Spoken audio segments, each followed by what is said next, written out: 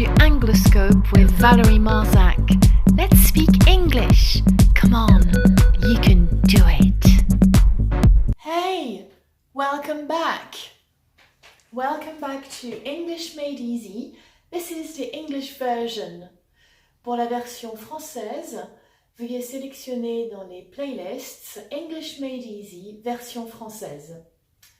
Right, so today we're going to talk about the past progressive, which we will also call the preterite plus verb plus ing. But before we do so, our challenge from last time was, what's the meaning of you have to face the music? I'll explain this to you. If you have to face the music, it means you have to be responsible for your actions, even if something unpleasant happens. So let's say that your car's broken down and you have to walk. Well, you have to face the music. There's nothing you can do about it, so you have to keep walking. You have to accept it, be responsible for your actions. Try to use these expressions I give you every week or every 2 weeks. Use them in sentences whenever you have to speak English. Try to use them. So make a list, write them down, and make a point of using a couple of those expressions when you speak to someone in English. Now, to go back to our topic, this past progressive tense, which I prefer to call preterite plus verb plus ing. What is this about now? I'll explain. This tense is a preterite tense, but it is a progressive tense, which means that we'll use it either to describe an action or an event which is ongoing, that means unfinished in the past, or we'll use it simply to describe an unfinished action in the past. Huh? What do you mean, huh? Isn't it clear yet? Okay, let's have a couple of examples. 2 cases. Number 1. I was reading all day yesterday. I could very well use the simple preterite and say, I read all day yesterday. But if I'm saying I was reading all day yesterday, I insist on the fact that I was reading for a long time. So I insist on the fact that the action was unfinished, that it was going on for some time. Case number 2. I was reading when I heard a big noise. Here, the past progressive or preterite verb plus ing describes an action which was ongoing in the past, and suddenly this action, which is ongoing, which means it lasts for quite a while, this action is interrupted by another action. I heard a big noise. The action that interrupts is in the simple past or preterite tense. So usually you'll find that the preterite verb plus ing or past progressive is used with the simple past. This is what I've written here. The simple preterite and the preterite verb plus ing are often used together because the simple preterite interrupts an unfinished or ongoing action in the past. Let's have another example here. He was working when the phone rang. So we can see here that although we're talking about something which is finished in the past, there was a process that was going on which wasn't finished. He was working. Suddenly, the phone rang.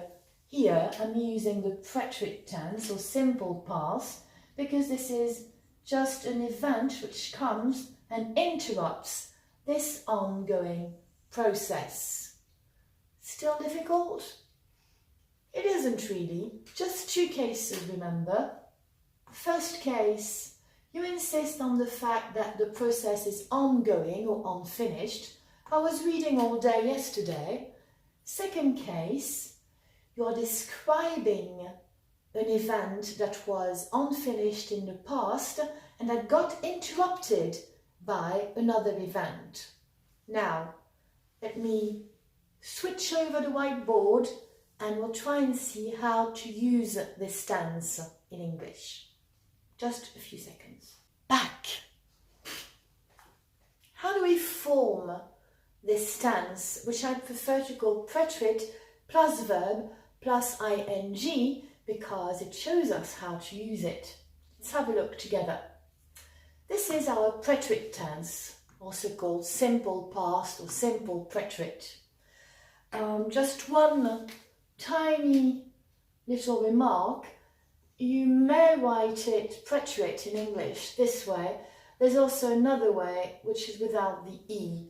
So it's really up to you. I think these days people prefer to add the E. It doesn't matter. It's still our preterite tense. Let's have an example with a regular verb. I worked. If you're not clear about the preterite tense, don't forget to view my video on it. Go to my playlists and in English Made Easy English version, select preterite tense or simple preterite. I can't remember what I called it, but you'll find preterite in it for sure. So, I worked means it's something which is over, that happened maybe yesterday, last week, last year. It's finished. It has no link with the present. If I want to use the past progressive or preterite plus verb plus ing, and I have to do just that. I have to use my verb and add ing at the end of it. So really I should have called it preterite be plus verb plus ing, because I'm going to have to use be in the past. Let's start with the first example. Instead of I worked, I'm going to say, here I have to use be in the right form and in the right tense. I was, then my verb, just the basic verb without to, work, and I add ing at the end. So to form the past progressive, I will say, I was working. This is for regular verbs. Now, what's the difference between I worked and I was working? Well, I'm going to tell you a bit more about this now, but I'll make another video on this next time. We'll simply do an exercise and decide together when it's best to use the simple preterite and the past progressive tense. So for now, if I say I worked, I'm simply insisting on the fact that it happened in the past and that it's finished. But if I'm using preterite verb plus ing and say I was working, I'm insisting on something, an action, which was unfinished, still going on in the past. This is the difference between the two. But of course, in most cases, you may be able to use the preterite tense instead of the preterite be plus verb plus ing. Now, if we have an irregular verb, like she left, basic preterite tense, and if we want to put that in the past progressive tense, well, we'll follow the same example. We just have to bear in mind that the verb is irregular. So after she, I have to use be in the past. She was. I have to use my verb in the infinitive form without to. So here we have an irregular verb, left, which is the verb to leave. So this is what I'm going to use, just the basic root of the verb. I'm not going to use the E, I'm going to add ing. So we'll say she was leaving. And again, if I say she was leaving, I'm insisting on something which was ongoing, unfinished, still going on in the past. Now let's see 3 examples for today. First, he came yesterday.